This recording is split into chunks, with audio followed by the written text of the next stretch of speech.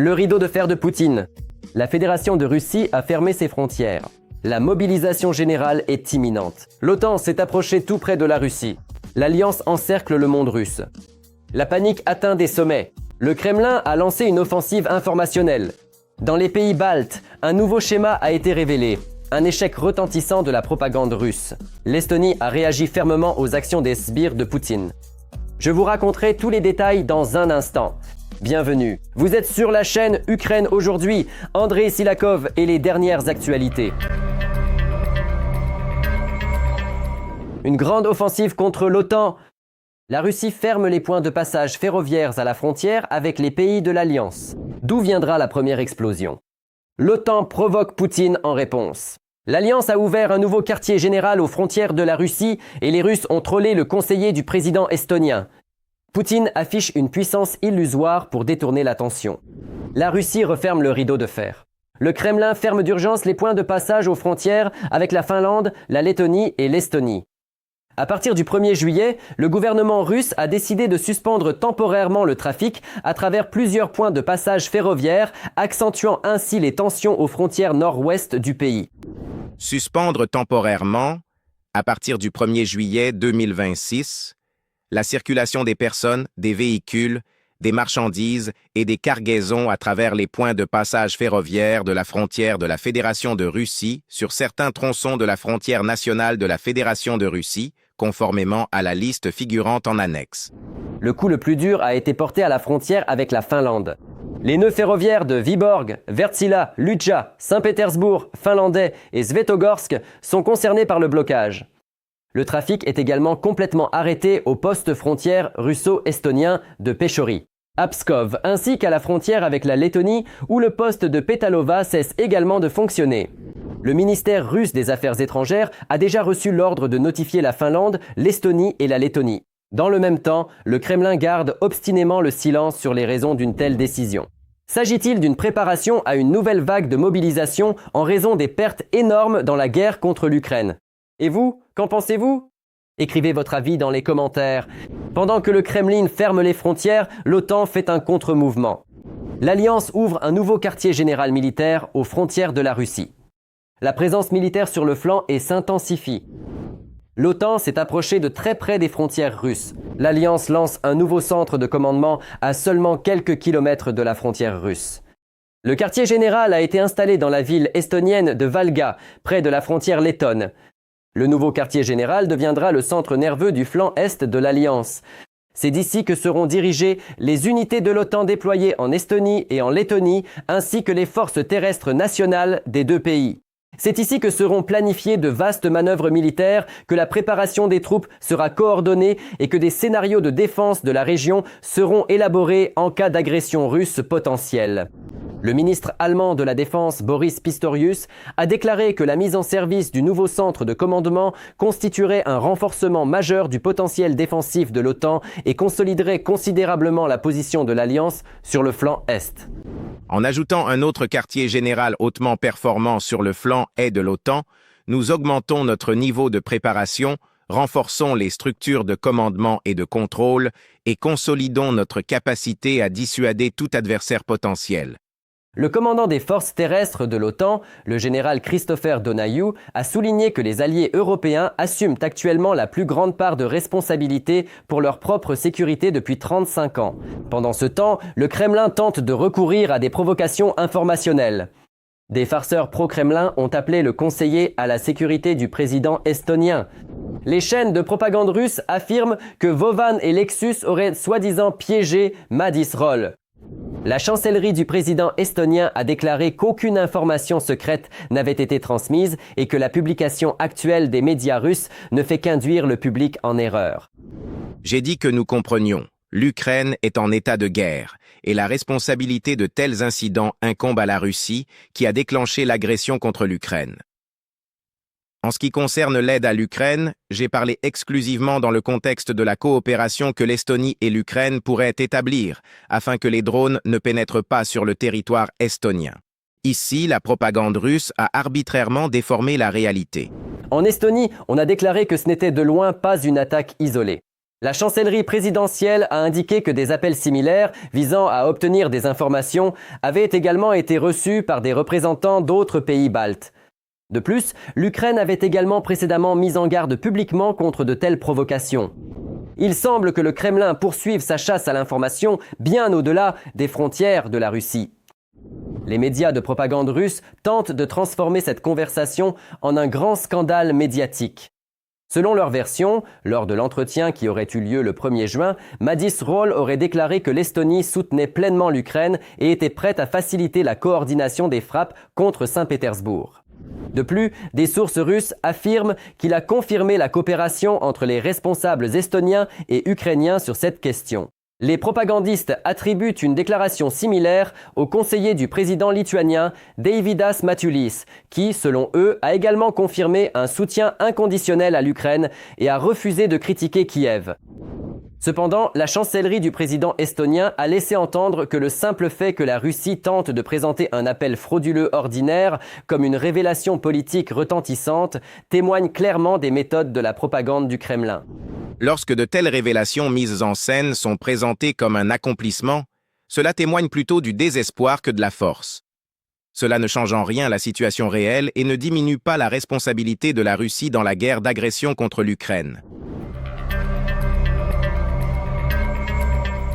Pendant ce temps, l'Ukraine lance une vaste réorganisation de son armée, augmente sa propre production de systèmes de pointe et reçoit un soutien de plus en plus puissant de la part de ses alliés.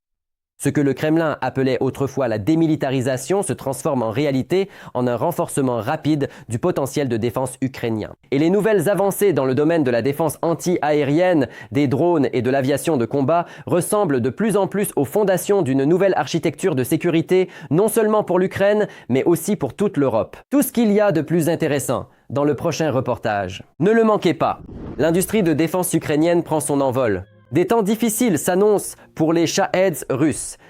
Tandis qu'au Kremlin, on calcule combien de centaines de drones il est encore possible de lancer sur les villes ukrainiennes, l'Ukraine a déjà présenté une réponse de nouvelle génération.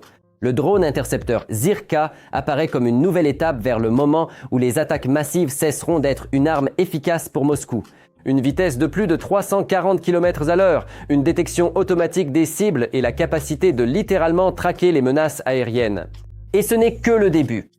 Les ingénieurs travaillent déjà sur la Zirka 2.0, qui pourra se rendre de manière autonome dans la zone de recherche de la cible, sera équipée des tout derniers systèmes de vision par ordinateur et d'un guidage encore plus autonome. Si ces plans sont mis en œuvre à l'échelle nécessaire, la Russie risque de se retrouver face à une réalité où son outil de terreur le moins coûteux cessera soudainement de fonctionner.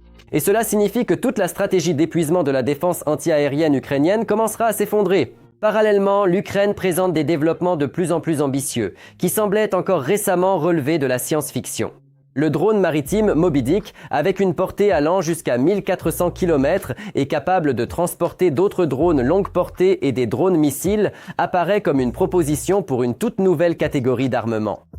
Et tandis que la propagande russe continue de vanter l'absence d'analogues, le secteur de la défense ukrainien présente de plus en plus souvent des développements auxquels Moscou n'a pas encore de réponse prête. De plus, Kiev a annoncé de nouveaux accords avec ses partenaires pour renforcer la défense anti-aérienne. Il est également particulièrement notable qu'il ne s'agisse pas seulement d'une coopération avec certains pays, mais d'une coordination entre les États-Unis et leurs alliés européens. Il y a des choses que nous pouvons faire en plus dans le cadre de la coopération entre les États-Unis et les pays européens. Il ne s'agit pas d'une aide ponctuelle, mais de la création d'un nouveau système de coopération entre alliés. Les partenaires cherchent des moyens de rendre la défense anti-aérienne ukrainienne encore plus efficace et les attaques aériennes russes encore moins fructueuses. L'Ukraine ne fait pas que renforcer sa défense anti-aérienne. C'est tout un écosystème de nouveaux moyens de protection et de capacités offensives qui est en train de se former. Si auparavant la Russie tentait d'intimider l'Ukraine par le nombre de drones et de missiles, il n'est désormais plus certain que le Kremlin lui-même ait suffisamment de ressources pour suivre la course technologique qu'il commence à perdre. Et il semble que ce ne soit que le début d'une grande réorganisation des armements. L'Ukraine lance officiellement l'un des projets de modernisation des forces aériennes les plus ambitieux de toute l'histoire de son indépendance. Un accord a été signé pour la livraison de 16 chasseurs suédois JAS 39 Gripen E, des avions que de nombreux experts militaires considèrent comme l'un des chasseurs les plus redoutables du ciel moderne. Et tandis qu'au Kremlin, on continue d'effrayer le monde avec ses menaces habituelles, l'Europe aide concrètement l'Ukraine à construire un bouclier aérien de nouvelle génération. Il ne s'agit pas d'un simple renouvellement de la flotte aérienne. Le Gripen E est équipé d'un puissant radar de nouvelle génération, de systèmes de guerre électronique avancés et de missiles météores capables d'atteindre des cibles à plus de 100 km. En d'autres termes, les avions russes, les missiles de croisière et les drones d'attaque vont avoir beaucoup de mal à faire face. Et plus le temps passe, plus il devient difficile d'ignorer l'évidence. L'Ukraine ne se contente plus de se défendre, elle construit une nouvelle architecture de protection de son ciel où ses propres innovations, les technologies occidentales et les accords stratégiques commencent à fonctionner comme un mécanisme unifié. Si hier encore le Kremlin rêvait de dominer le ciel, aujourd'hui il doit de plus en plus souvent réfléchir à la manière d'agir dans un espace aérien qui devient rapidement de plus en plus dangereux pour l'aviation russe.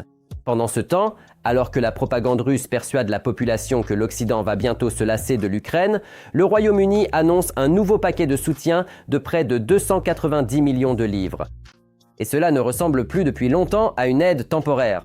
Depuis le début de la guerre à grande échelle, Londres a accordé à l'Ukraine plus de 21 milliards de livres. La somme est tellement impressionnante qu'à la télévision russe, on préfère ne pas la mentionner une fois de plus. Lors des négociations à Kiev, les parties ont discuté non seulement du front et de la préparation du prochain sommet de l'OTAN, mais aussi des conséquences des frappes ukrainiennes sur le territoire russe. Et il semble que ces conséquences deviennent de plus en plus douloureuses. La pénurie de carburant, les problèmes logistiques et l'évolution de l'opinion au sein de la société russe ne peuvent désormais plus être dissimulés, même derrière les décors habituels de la propagande. Il est important que nos partenaires soulignent les succès de l'Ukraine sur le front, ainsi que les résultats de nos frappes à moyenne et longue portée. Nous avons discuté de la situation sur le champ de bataille dans les territoires temporairement occupés de l'Ukraine, en particulier en Crimée, ainsi qu'en Russie, de la pénurie de carburant et de l'évolution de l'humeur de la population. En fait, nous assistons à une nouvelle étape de la coopération entre l'Ukraine et ses alliés. L'Occident parle de moins en moins seulement de contenir la Russie. Au lieu de cela, on entend de plus en plus d'évaluations des succès concrets de l'Ukraine et des décisions concrètes sont prises pour renforcer davantage l'Ukraine. Et pour le Kremlin, c'est sans doute l'une des nouvelles les plus désagréables. En effet, le pari sur l'isolement de l'Ukraine fonctionne pour l'instant exactement à l'inverse. Tandis qu'au Kremlin, on continue de dessiner des cartes de futures victoires, la réalité réserve à Moscou de plus en plus de surprises désagréables. L'armée ukrainienne, non seulement tient le front, mais reprend aussi ses territoires. La défense anti-aérienne russe perd de plus en plus souvent ses yeux, ouvrant la voie à de nouvelles frappes en profondeur dans le pays, tandis que les missiles ukrainiens deviennent un véritable cauchemar nocturne pour les entreprises militaires qui, il n'y a pas si longtemps, étaient considérées comme inaccessibles. Il semble que le principal résultat de cette guerre devient de plus en plus difficile à cacher, même dans les bureaux du Kremlin. Les détails dans le reportage. Il semble que Moscou se soit elle-même piégée par ses propres ambitions. La guerre qui devait briser l'Ukraine l'a au contraire transformée en l'une des armées les plus aguerries du continent. L'armée ukrainienne non seulement a tenu bon, mais continue aussi de libérer des territoires. Selon le commandant en chef des forces armées ukrainiennes, Oleksandr Syrsky, depuis le début de l'année, les forces de défense ont repris le contrôle de plus de 670 km² de terres ukrainiennes et, en mai, les militaires ukrainiens ont même réussi à reprendre plus de territoires qu'ils n'en ont perdu. Et le plus grand paradoxe, c'est que c'est précisément la Russie qui a accéléré ce renforcement. Le Kremlin a raconté pendant des années qu'il allait démilitariser l'Ukraine, mais le résultat a été exactement l'inverse. L'Ukraine a reçu des armes modernes, une expérience de combat inestimable, de nouvelles technologies et l'une des armées les plus efficaces d'Europe. Ce qui devait détruire la défense ukrainienne s'est en réalité transformé en le programme de renforcement le plus vaste jamais réalisé. De plus, la guerre que Moscou prévoyait de maintenir loin de ses propres frontières se déplace progressivement sur le territoire même de la Russie. Selon Syritsky, la campagne ukrainienne à longue portée a déjà sérieusement affecté les capacités de l'ennemi. Les frappes contre les installations militaires logistiques et l'industrie de défense n'ont pas permis aux occupants d'atteindre même les volumes de production prévus des Shahed. C'est pourquoi les usines qui étaient censées fournir de nouvelles attaques contre l'Ukraine deviennent elles-mêmes de plus en plus souvent une partie du front. Et il semble qu'au Kremlin, on préfère ne pas en faire trop rapport. Le commandant en chef des forces armées ukrainiennes a déclaré que la direction russe continue de cacher à Poutine la perte de certains territoires, l'isolement de la Crimée et les conséquences des frappes sur les entreprises militaires. En conséquence, le pays qui se qualifie de superpuissance est de plus en plus souvent obligé de cacher à sa propre direction ce qui se passe juste sous son nez. Malgré la conversion de l'économie sur un pied de guerre et l'augmentation constante de la production d'armement, Moscou n'a toujours pas obtenu le résultat escompté. C'est précisément pour cette raison que l'on entend de plus en plus parler d'une nouvelle vague de mobilisation et de la recherche de solutions à une situation qui s'éternise trop. Car tandis que le Kremlin continue de dessiner des cartes de futures offensives, la réalité est tout autre. Les militaires ukrainiens non seulement contiennent l'ennemi, mais reprennent progressivement leurs terres, tout en créant des problèmes à l'armée russe bien au-delà de la ligne de front. C'est symbolique. Moscou voulait affaiblir l'Ukraine, mais s'est retrouvé face à une armée ukrainienne plus forte et une guerre qui se rappelle de plus en plus à elle, y compris sur le territoire russe. Et pendant ce temps, une autre défense russe, soi-disant impénétrable, est tombée face aux forces armées ukrainiennes.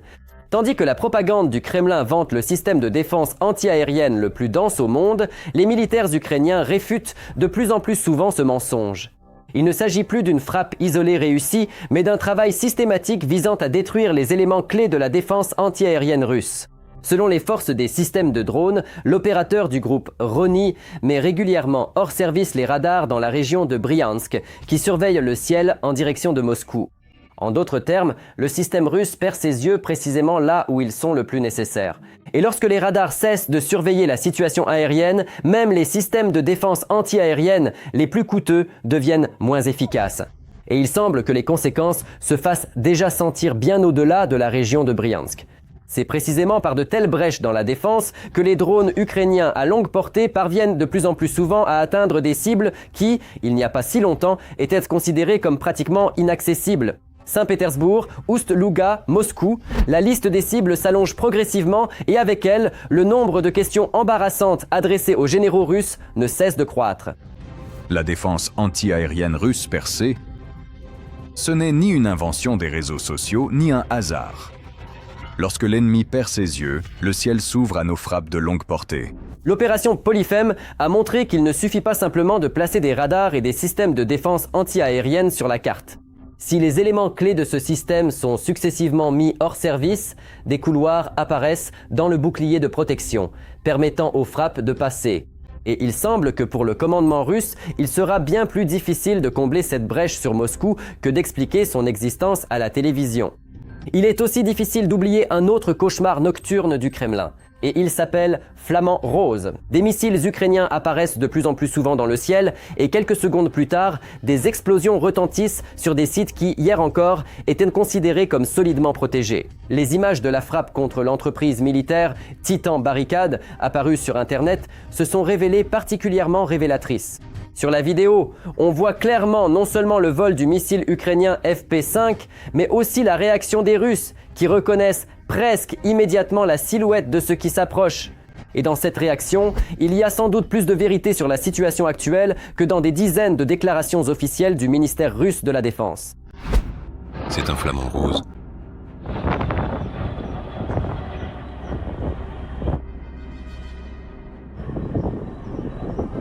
Il ne s'agit pas seulement d'une image impressionnante, mais de conséquences tout à fait concrètes. D'après les informations disponibles, les explosions ont littéralement carbonisé les locaux de production de l'intérieur. Encore une, hein?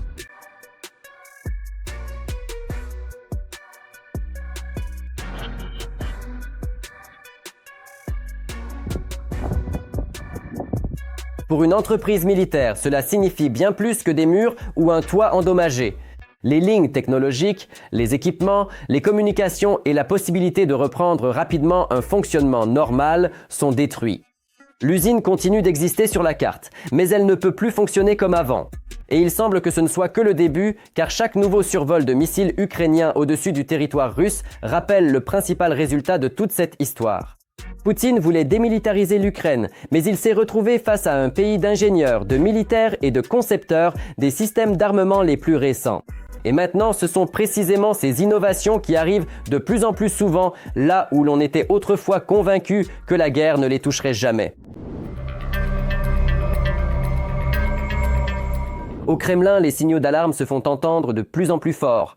Les membres des élites économiques les plus proches de Poutine parlent désormais ouvertement de la nécessité de mettre fin à la guerre, tandis que les Russes recherchent à un rythme record des informations sur les abris antibombes, les drones et la fin de l'opération militaire spéciale. Alors que les technologies ukrainiennes ouvrent une nouvelle phase de la guerre, de plus en plus de personnes en Russie commencent à poser une question à laquelle le Kremlin ne veut plus répondre depuis longtemps. Tous les détails dans notre reportage. Au Kremlin, on entend de plus en plus souvent ce que Poutine craint par-dessus tout, des discussions sur la fin de la guerre. Et cette fois, ce n'est ni un opposant, ni un expert indépendant, ni même un homme politique occidental qui en a parlé. C'est le président de la plus grande banque de Russie, German Gref, un homme qui fait partie depuis de nombreuses années du cercle économique rapproché du président russe, qui a publiquement déclaré la nécessité de mettre fin rapidement à la guerre. Gref a en fait reconnu ce dont on parle de plus en plus à voix basse à Moscou. Je ne crois sincèrement pas qu'il y ait au sein de notre pays une personne qui ait d'autres préoccupations que la fin la plus rapide possible des hostilités. Et si le président de Sberbank se permet de telles déclarations publiquement, cela peut témoigner d'un état d'esprit bien plus profond au sein des élites russes. La réaction à cette phrase s'est révélée encore plus révélatrice. Le message contenant la citation a presque immédiatement disparu des ressources d'information, puis est tout aussi soudainement réapparu. Il semble qu'à Moscou, on n'arrive même plus à décider quels signaux il est permis d'envoyer à la société et lesquels ne le sont pas. Lorsque le pays commence à éditer nerveusement les propos de l'un des fonctionnaires les plus influents, littéralement quelques minutes après leur publication, cela témoigne généralement d'une tension interne. Et il semble que c'est précisément ici que commence à se former la tendance la plus dangereuse pour un dictateur. Parce que lorsque ce ne sont plus de simples citoyens, mais des personnes issues du cercle économique le plus proche du pouvoir qui commencent à parler de la fin de la guerre, cela signifie que le mécontentement monte progressivement de plus en plus haut. Et l'histoire a montré à plusieurs reprises, pour les régimes autoritaires, les temps les plus difficiles ne commencent pas lorsque la société se lasse, mais lorsque l'entourage du pouvoir lui-même s'épuise. Mais même les Russes ordinaires cessent progressivement de jouer au jeu du silence. Selon les statistiques de recherche russes, la requête « Quand l'opération militaire spéciale prendra-t-elle fin ?» a battu un record absolu depuis le début de la guerre. Rien qu'en une semaine, les Russes ont cherché la réponse à cette question plus de 137 000 fois. Et ce qui est particulièrement révélateur, c'est que cette flambée coïncide avec deux problèmes douloureux pour le Kremlin, la crise du carburant et une série d'attaques massives de drones sur le territoire russe. Les Russes ont commencé à ressentir la guerre lorsque l'essence devient plus chère, que les dépôts de pétrole brûlent et que les drones atteignent de plus en plus souvent les régions russes. Les événements lointains du front se transforment soudainement en un problème tout à fait personnel. Et alors, au lieu de chercher des nouvelles sur les prochains succès de l'armée, les gens commencent à chercher la date de la fin de la guerre.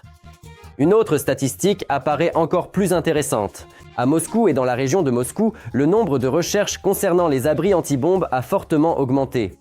En 1 an et demi, l'intérêt pour ce sujet a plus que triplé.